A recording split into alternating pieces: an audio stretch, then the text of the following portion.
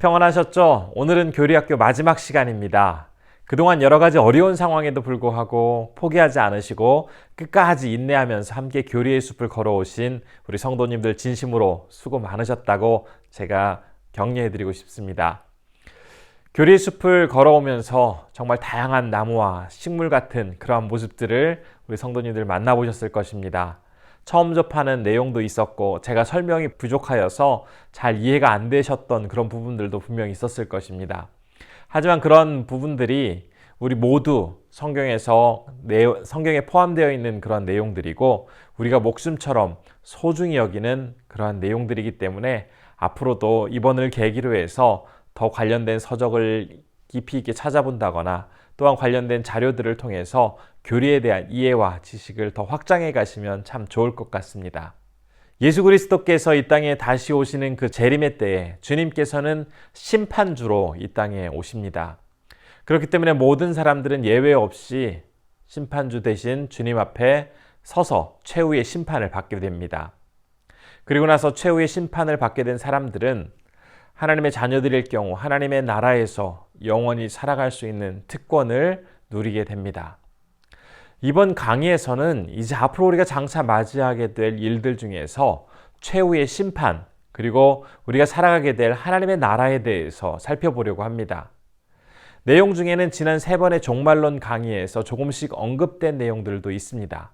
하지만 우리가 이 땅을 살아가면서 항상 기억하고 마음에 품어야 할 그러한 내용들이기 때문에 다시 한번 정리하는 마음으로 이 내용들을 성도님들과 함께 나누겠습니다.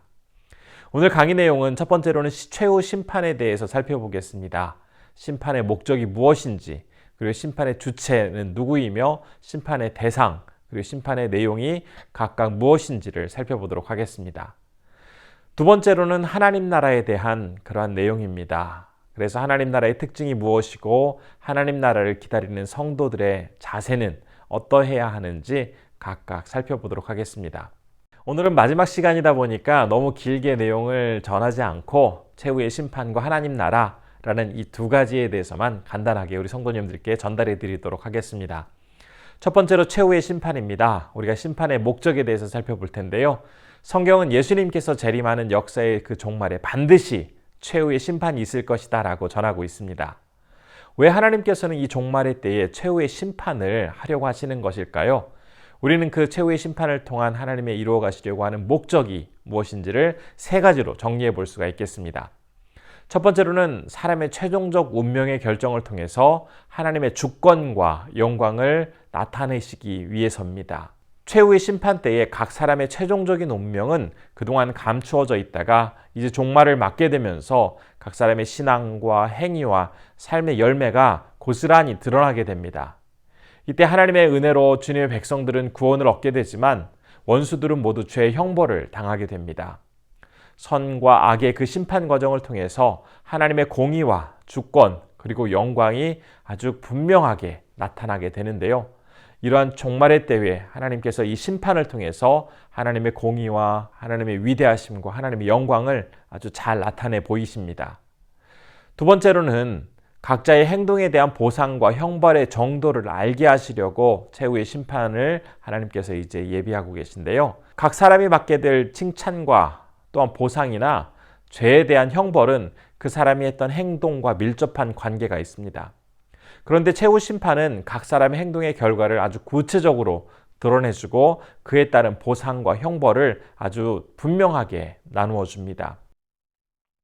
세 번째로 최후의 심판은 심판에 대한 결과를 즉시 집행하시기 위한 목적을 가지고 있습니다. 최후 심판을 통해서 사람들은 영원히 지내야 할 장소가 이제 정해지게 되는데요.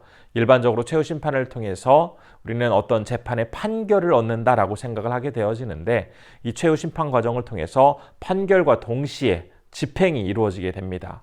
그래서 영원한 하늘나라로 들어가는 사람, 또 저 음부에서 이제는 죽음의 사망의 그늘 아래 살아가야 하는 사람들은 판결과 동시에 집행이 이루어지게 됩니다. 이러한 목적으로 이루어지는 최후의 심판은 이제 장차 이루어질 사건이기 때문에 미래적인 성격이라고 이야기를 할 수가 있겠습니다. 또한 모든 사람들이 다 분명히 볼 수 있도록 이루어지는 심판이기 때문에 가시적인 심판이라고도 이야기할 수 있겠고요. 또 한 번 내려진 심판의 결과는 번복이 없기 때문에 최종적인 심판이라고 이야기를 할 수가 있겠습니다. 그렇다면 이 심판의 주체와 심판을 받는 대상, 또 심판의 내용은 무엇인지에 대해서도 계속해서 살펴보겠습니다. 첫 번째로 심판의 주체는 바로 예수 그리스도이십니다. 예수 그리스도께서 최후 심판날에 심판자 되심은 아주 당연한 것입니다. 우리 예수님은 성육신하신 하나님이시고 사람을 위해 죽으시고 부활하심으로 구원을 이루신 분이십니다.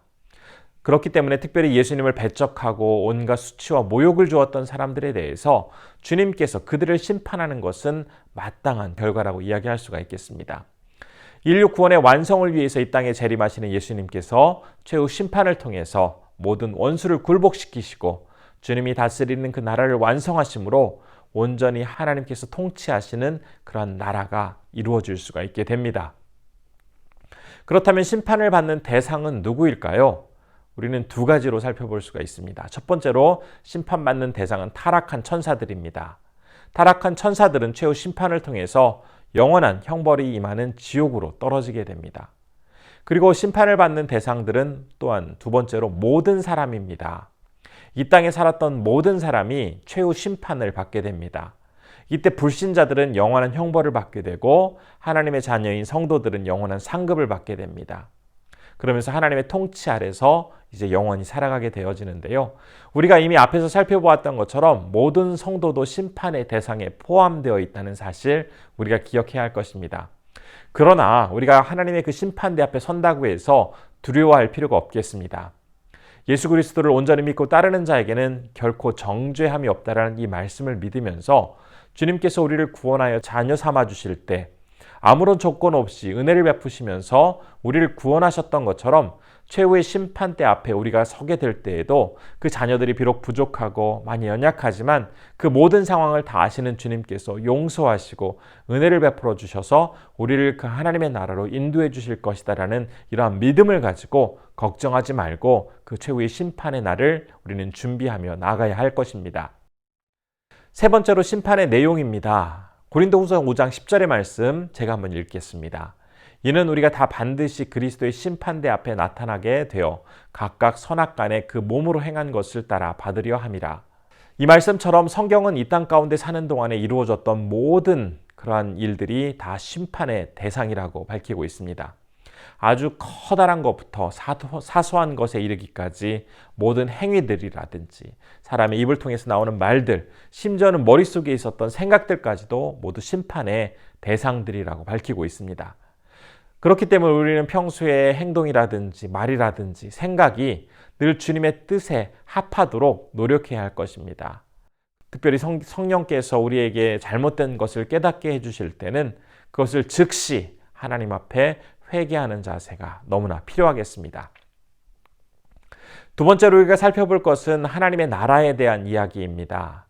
최후 심판 이후에 사탄과 불신자들은 그들의 죄에 대한 형벌로 지옥에서 영원히 고통받으면서 살아가게 됩니다.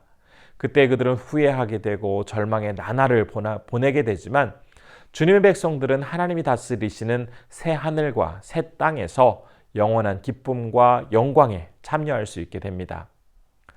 예전에 저희 가족들이 외국에서 몇 년을 머물러야 하는 적이 있었습니다.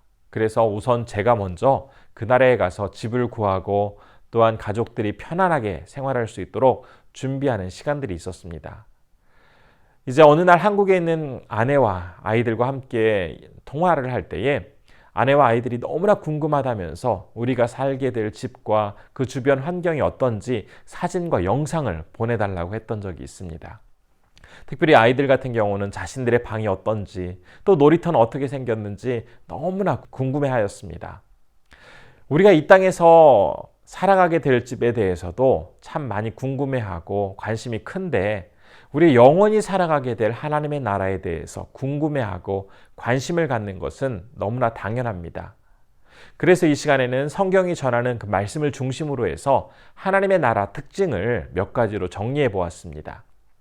첫 번째로 하나님 나라의 특징은 그리스도가 계시는 나라입니다. 구약의 많은 사람들이 그렇게 간절히 기다리셨던 분, 그리고 신약의 많은 사람들이 그분을 위해 목숨까지도 아낌없이 내어드렸던 그분, 바로 우리의 구원자 되시는 예수 그리스도이십니다. 하나님 나라의 가장 큰 특징은 우리가 너무나 사랑하고 아끼는 예수 그리스도께서 계시는 나라입니다. 우리는 그 나라에서 예수님과 최종적이고 완전한 연합을 이루어서 하나님의 영광과 기쁨에 동참하여 살아갈 수 있게 됩니다. 두 번째로 하나님 나라의 특징은 완전한 나라입니다. 우리는 하나님 나라의 모형을 교회와 가정에서 부분적으로 발견할 수 있습니다. 그러나 우리가 장차 이르게 될 하나님의 나라에서는 최종적이고 궁극적인 위로가 있는 완전한 나라입니다. 그래서 그곳에서는 아픔과 질병과 사망과 슬픔, 절망, 분노 이러한 것들은 아예 없고 기쁨과 감사와 영광과 행복이 늘 가득한 그러한 나라가 되겠습니다. 너무나 완벽하게 주어져서 조금의 부족함이나 아쉬움을 느낄 이유가 전혀 없는 곳, 그것이 바로 하나님이 다스리시는 하나님 나라입니다. 세 번째로 하나님 나라의 특징은 구원 계획과 약속이 성취되는 나라입니다. 하나님께서 처음 이 세상을 창조하셨을 때에 목적이 완전히 회복되어진 나라가 바로 하나님의 나라입니다. 그곳에서는 깨어진 관계가 모두 회복되어지고 완전한 선이 이루어지는 그러한 나라입니다. 또한 하나님을 예배하고 찬양하는 것이 끊이지 않는 그런 영광스러운 나라가 바로 하나님 나라입니다. 이렇게 복되고 영광스러운 하나님 나라를 우리가 이제 가게 될 텐데 그냥 이렇게 하나님 나라가 좋은 곳이구나라는 것을 아는 것으로 그칠 것이 아니라 우리는 이제 장차 가게 될 하나님 나라를 기다리는 그러한 모습이 있어야 하겠습니다. 그렇기 때문에 어떠한 자세로 우리가 하나님 나라를 기다려야 하는지 한번 살펴보도록 하겠습니다. 첫 번째로는 하나님 나라에 대한 현재적인 확신과 경험입니다. 예수님께서 재림하실 때 하나님 나라가 완성된다는 사실은 이미 우리 수차례 반복하여 살펴보았습니다. 이 내용은 성경이 말하는 분명한 사실입니다. 그런데 하나님 나라가 단지 미래에만 경험할 수 있는 그러한 것이 아니라 현재의 삶에 있어서도 얼마든지 경험될 수 있습니다. 즉 하나님의 나라의 중요성은 미래뿐만 아니라 현재에도 동일하게 영향을 끼치고 있습니다. 그러나 그 완성되지 않은 부분적인 형태로 우리가 경험되고 영향을 받고 있습니다. 우리가 구원에 대해서 배울 때 예수님께서 베풀어 주신 구원은 이미 이루어졌지만 아직 완성되지는 않았다라는 이 사실이 지금 우리를 더욱 긴장하며 바르게 살아갈 수 있도록 도와준다라는 이야기를 나눈 적이 있습니다.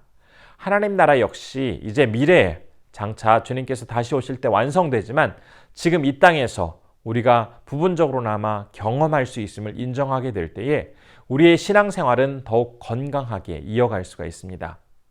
하나님 나라에 대한 균형 잡힌 인식을 갖지 못하게 된다면 자칫 이미 하나님의 나라가 이 땅에 펼쳐지고 있다고 주장하면서 하나님 나라의 시민권은 가난하고 소외된 자들이라고 주장하는 그런 민중신학과 같은 기울어진 견해를 가질 수도 있고 아니면 먼 미래의 사건으로만 받아들이게 되다 보면 나와는 직접적으로 관계가 없는 추상적인 또 형식적인 종교 생활을 하는 그런 모습들로 나타날 수가 있게 됩니다.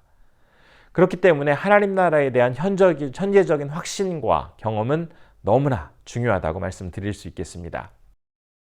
두 번째로 교회는 하나님 나라를 증거하고 선포해야 합니다. 성도는 교회의 머리 되시고 주인 되시는 예수 그리스도로부터 생명을 공급받으면서 구원의 기쁨과 감격을 누리며 살아가는 자들입니다. 뿐만 아니라 죄악된 세상에 그리스도의 생명을 전하는 사명을 가지고 있습니다.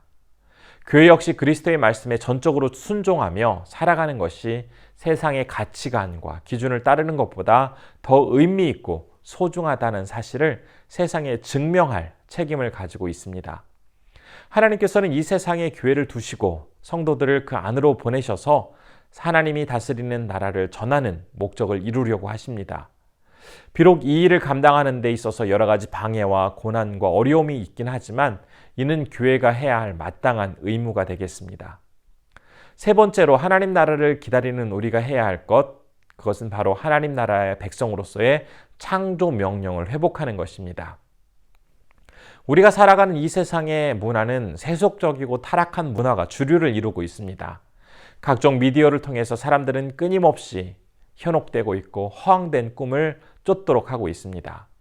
또한 본질과 의무에 대해서 진지하게 고민하고 이야기하기보다는 순간적인 흥미에 더 사람들은 많은 관심을 갖고 살아가고 있습니다. 하나님께서는 우리로 하여금 세상에 어그러진 이 죄악의 영역들을 향해서 적극적으로 하나님의 주권을 선포하라고, 그리고 그곳에서 하나님의 그 창조의 목적대로 모든 것들이 변화될 수 있도록 우리에게 많은 책임을 허락해 주셨습니다. 또한 세속적인 그 문화에 맞서서 하나님의 나라를 적극적으로 선포하고 전하여서 불신자를 구원하도록 하는 사명을 부여해 주셨습니다. 이러한 하나님의 사명에 대해서 진지하게 고민하는 적지 않은 그리스도인들이 각자의 분야에서 성경과 하나님 나라에 근거한 이론과 활동을 지속하고 있습니다. 이러한 모습을 우리 또한 마음속에 깊이 새기면서 진심으로 하나님 나라를 바라고 소망하며 살아가는 그러한 자들로서 지금 우리가 살아가고 있는 이 세상에서 하나님의 주권과 영광이 동일하게 임하기를 소원하면서 하나님께서 주신 그 창조 명령을 회복하기 위해서 노력하는 자들로 살아가야 하겠습니다. 이러한 모습이 바로 이제 하나님 나라를 맞이하는 성도들이 갖추어야 할 모습입니다. 오늘 우리가 배운 내용을 이제 한번 정리해 보겠습니다. 첫 번째로 최후 심판에 대해서 함께 배울 때 심판의 목적에서 세 가지를 살펴보았습니다. 첫 번째는 사람의 최종적인 운명의 결정을 통해서 하나님의 주권과 영광이 나타나도록 하시기 위한 목적, 두 번째로는 각자의 행동에 대한 보상과 형벌의 정도가 나타나기 위한 목적, 또 심판에 대한 집행을 위한 목적으로 하나님께서 최후의 심판을 이루어 가신다라는 것을 살펴보았고요. 두 번째로 심판의 주체와 대상, 내용을 살펴볼 때 주체는 예수 그리스도시고 대상은 타락한 천사들, 그리고 모든 사람들이 대상이라고 말씀을 드렸습니다. 심판의 내용은 특별히 사람들이 하는 말과 행동과 생각까지 모든 것들이 다 이 심판의 내용에 포함됨을 우리가 알 수 있었습니다. 두 번째로 하나님 나라에 대해서 살펴볼 때 하나님 나라의 특징이 있었습니다. 첫 번째로는 그리스도가 계시는 나라, 두 번째로 모든 것들이 완전한 나라, 세 번째로 구원의 계획과 약속이 성취되는 나라였습니다. 그리고 이런 아름답고 복된 하나님의 나라를 우리가 기다리며 살아갈 때 어떤 자세로 살아야 하는지 또한 살펴보았습니다. 첫 번째로 하나님 나라에 대한 현재적인 확신과 경험, 두 번째로 교회는 하나님 나라를 선포하고 증거하는 그러한 일들을 감당해야 한다는 것, 세 번째로 하나님 나라 백성으로서 창조 명령을 회복하며 살아가는 그 자세, 이것이 바로 우리가 갖추어야 할 그러한 마음가짐임을 깨달을 수가 있었습니다. 이상으로 살펴본 것처럼 최후 심판을 이제 우리가 맞이하고 또 하나님 나라를 예비하며 살아가는 그 모습들이 우리에게 정말 필요하겠습니다. 지금까지 배운 많은 내용들 단순히 머릿속에 지식으로 남겨놓는 것이 아니라 우리의 삶을 통해서 아주 구체적으로 그것들이 실현됨으로써 하나님께 기쁨이 되어드리고 주님께 영광 돌리며 살아가시는 우리 성도님들 되시기를 진심으로 소원합니다. 감사합니다.